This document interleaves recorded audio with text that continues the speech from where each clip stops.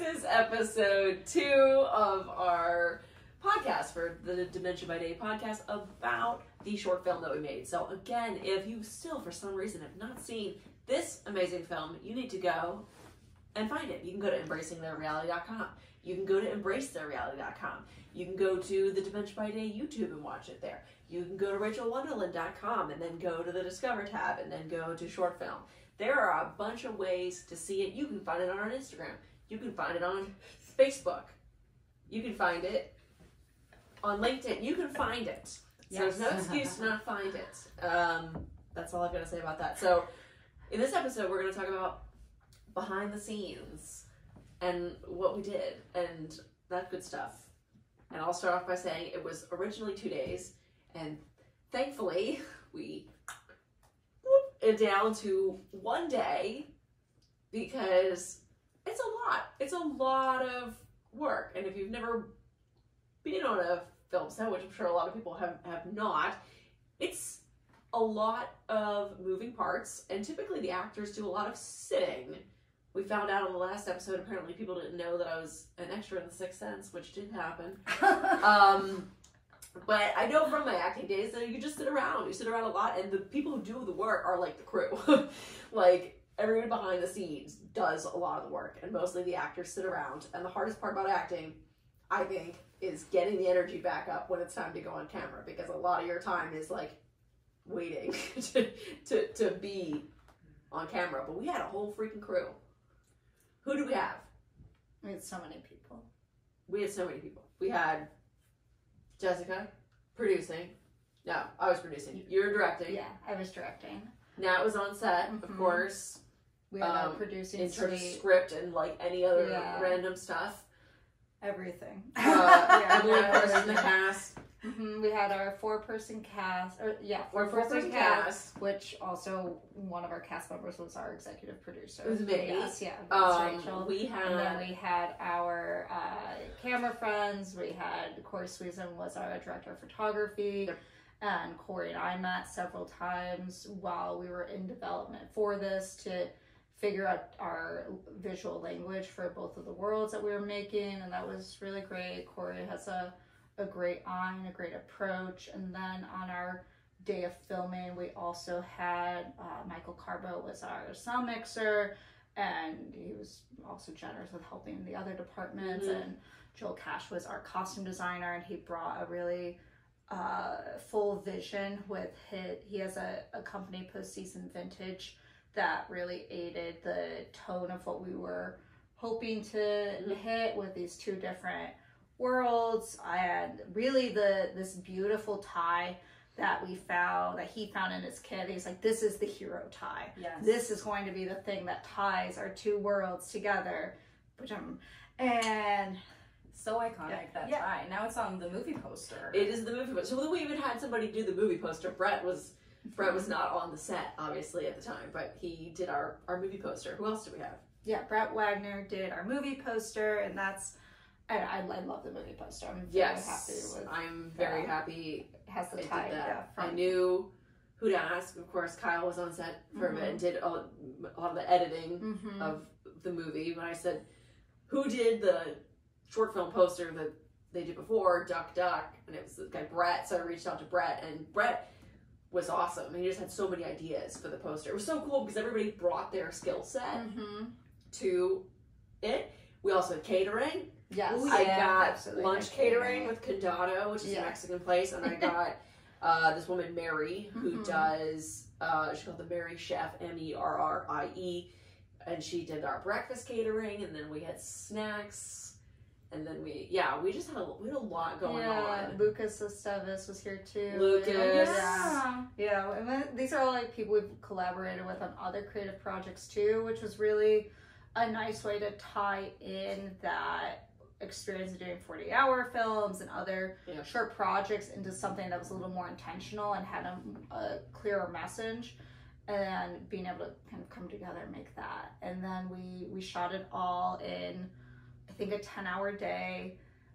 So fully it was like a 12-hour. Well, it was like 10 hours of shooting probably, correct. But it was like... It was a 10-hour shoot day with, about a 12-hour all-in. Stay. I think, like, I was setting up But do you want to say where our location was? Yeah, it was at my house. Yeah. All of it. People have asked me, Yeah. they were like, where was this all filmed? My uncle was like, oh, the movie was great. Like, where was this filmed? And I was like, my house. Right, which is why All I think day. whenever you're like, this was a lot, it's like, it was a lot because we were in your my house. house. And I think you sent me a message the night before, like, oh no, baby has a hard out of 6. And like, we need to like nap, like bedtime starts. Like, okay, cool. We'll reevaluate some of the schedules, some of the needs. And we ended the day filming outside, Yes. which was great for our lighting. Corey came up with some different camera angles that we hadn't had originally, and I think really made that sequence just very clean and kept the pacing. And that was really important to me, is that our first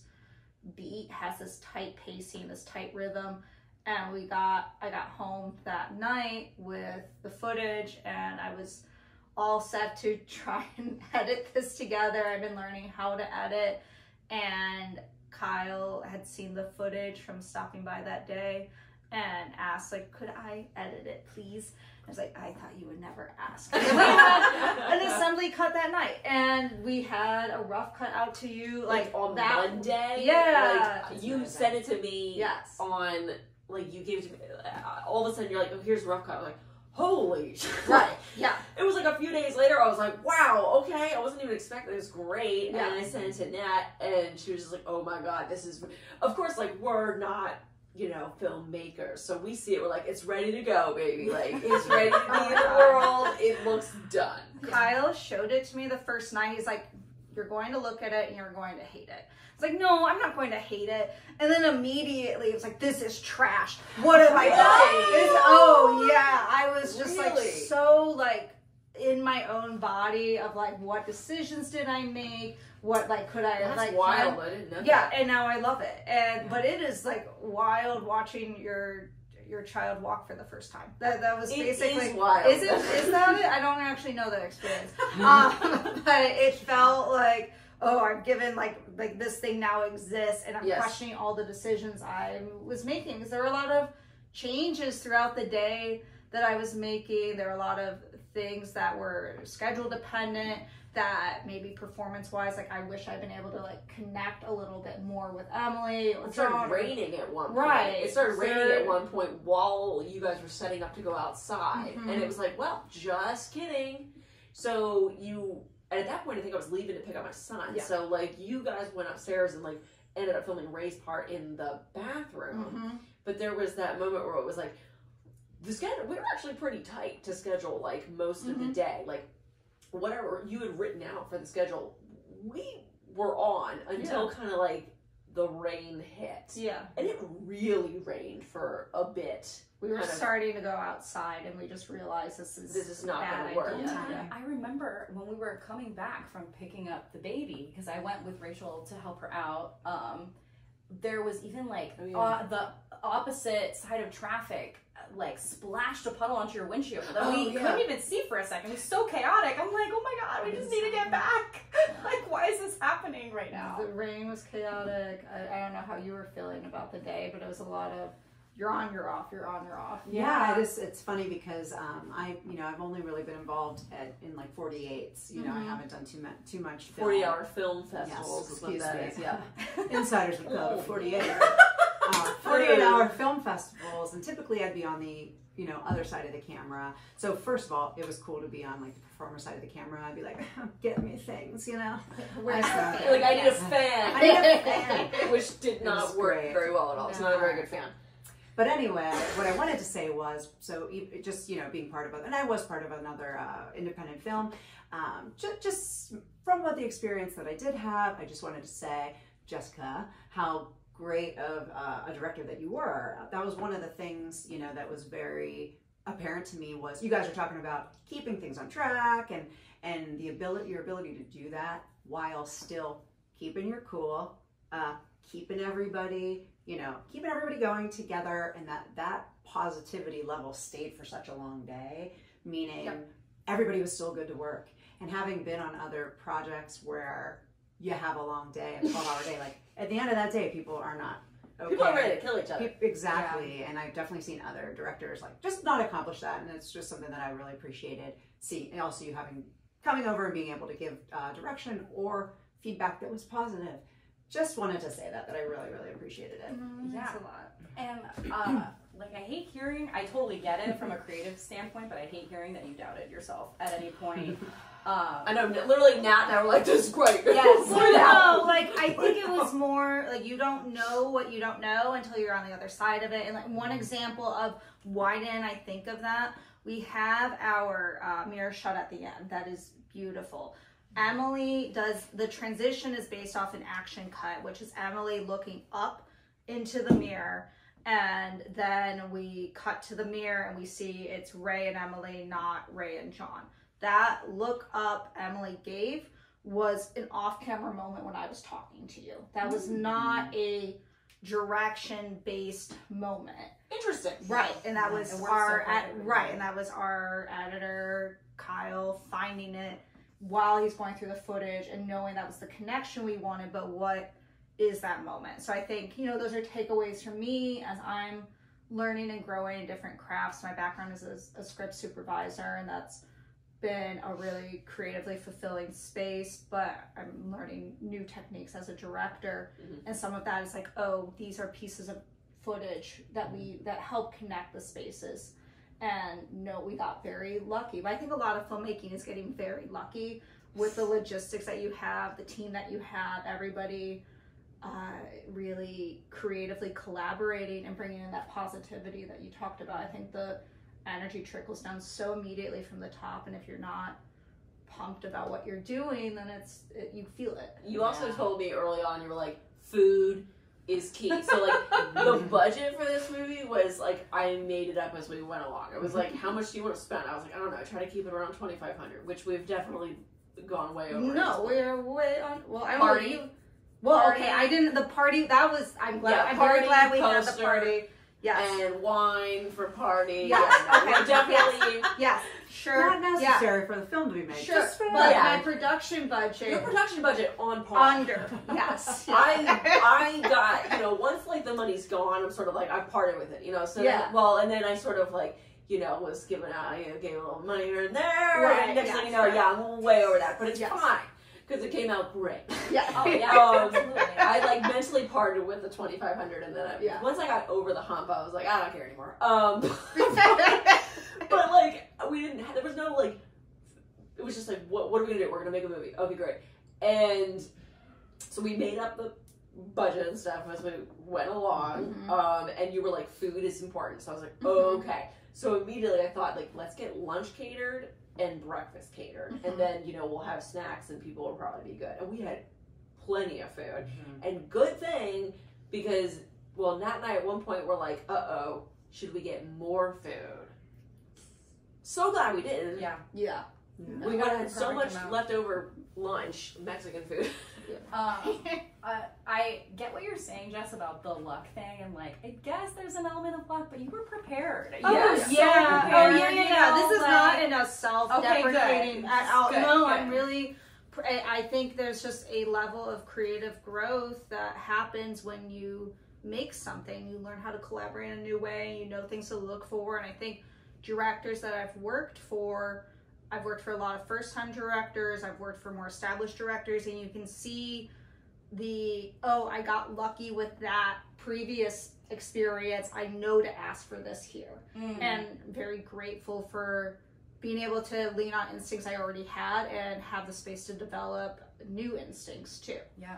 But you did so much throughout the day. I asked you like 50 million questions that day, and you answered them all so patiently. Like, even to the point of asking, like, okay, I'm gonna, you know, I want to make a last minute change to the script. I want Rachel to have a reaction to like what Emily is saying here. Is that okay? We were And you fixing that dialogue, like sitting at Right, the yeah, that scene yeah. between the two of you, because we wanted to make it super clear that you're not anti necessarily. I mean, you can What? a validation, but that we're not talking about validation Yeah, no, right now. That's validation like, is not no, this is not what we're validation. doing. Right, exactly. So that was like down to the minute. And so you're like just trying to work on like your bigger vision. I'm like, hey, like I have another question for you. You know? Yeah, you but handled it really well. I mean, I think that's someone described to me a director I really liked and admired described to me this summer that a lot of directing is facilitating and creating the space for good collaboration. And that was really important to me going into this, is how do I facilitate people to be their best creative selves, and that's giving time and attention and making people feel heard. And I think a lot of it is trust too, which I think is also a big part of the story. I was talking to my mom about some, I think we'll get into later, about feedback that we've heard, but trust is a big thing for me in a caregiving space, in a creative space, in a collaborating space, and how do you build good trust. And I think you created that structure as a team. I think the four of us created good trust amongst each other. I think the budget that we had for this, we did have a budget, but the fact that we had so many friends come on to help us collaborate, with it being a food being the major expense over camera gear or location, you trusted us to come into your home and to know where we put your keys. I did lose a set of keys at one point and did find it in a drawer, but that was the only thing that like was MIA. Let me give it a. I'm like, oh, I thought you were gonna say something. No. Did you lose my keys? Were you gonna lose your keys? I don't think so. Wait, I want Emily to tell a story about, because we touched briefly on like the kitchen scene. So I want to hear about I want to hear about the kitchen scene from your perspective. And also, it's like right at the end of the day too, and it was like, damn. Yeah, and I think that goes back to your like flexibility, you know, the things that you do. But yeah, the kitchen scene, the reason we were looking at each other was when I cut my thumb and was bleeding profusely. It was a sharp knife. Nat goes, hey, where are your knives for the scene? They're going to cut things up. And I said, oh, God. I was like, you're going to give Emily a sharp knife. And because I was like, no, this knife is really sharp. Like, this is like a chef's knife. And it was like, Nat's like, it'll be fine.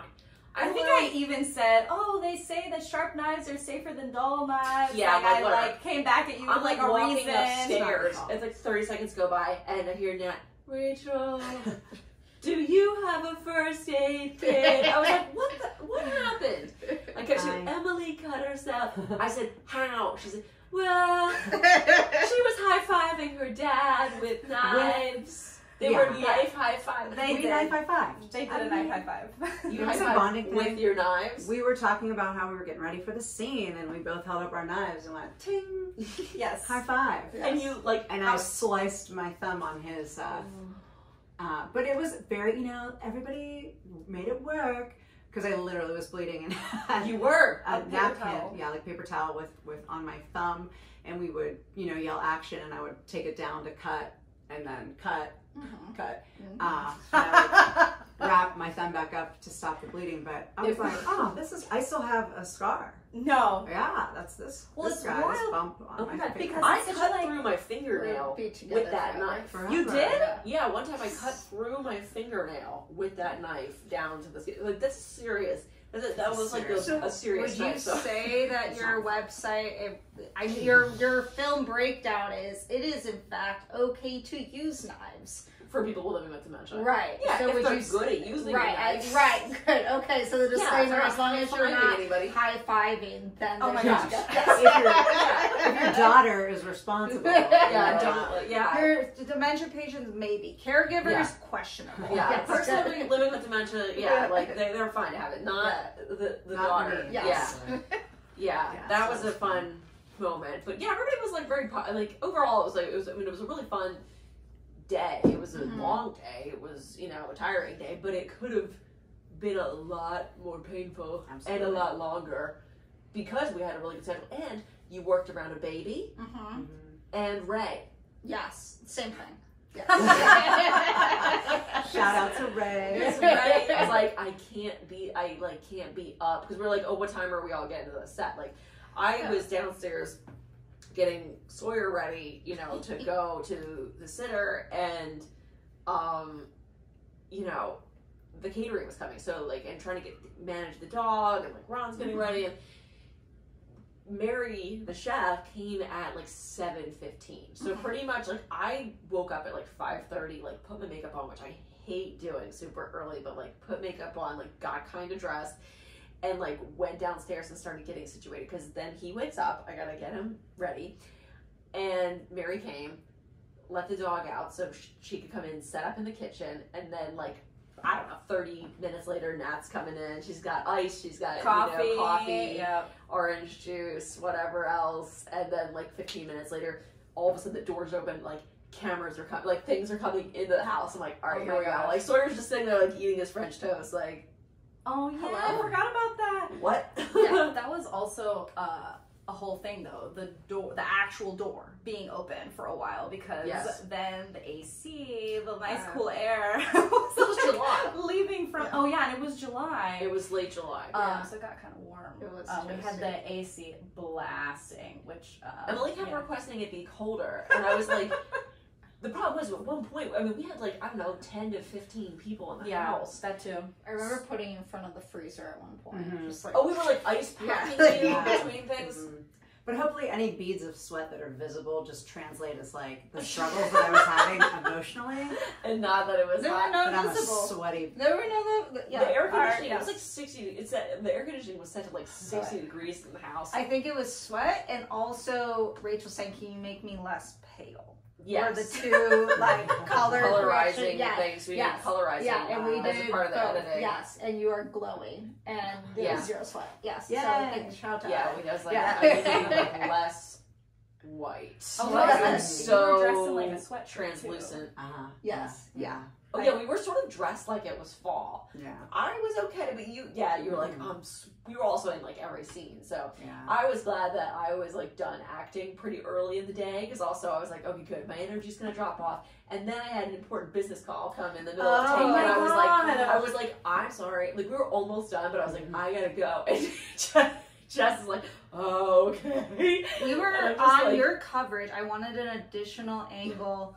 And you got a phone call in the middle of the take, and you got up and I had left to take it. while we were rolling, and then I just decided, okay, we're done with the scene completely. We were moving almost done with the scene anyway, but I was like, I was like really hoping because it was like right down to the wire when I thought I was going to call him, but he called me. But it was like a really potential, very important I mean, business it was call. also like I think it was annoyed for a moment. I was like, it's Rachel's show. Like if she Right. wants to Yeah. get up, I then- could see, right. like, for a second you were annoyed, but then I think you were just like, whatever, we'll just move on. Right, like we have Which, other things to understandably, do. I didn't want him to call me right then, but I was like, I have to take this. And I also We wasn't couldn't for I us think to make more movies. right.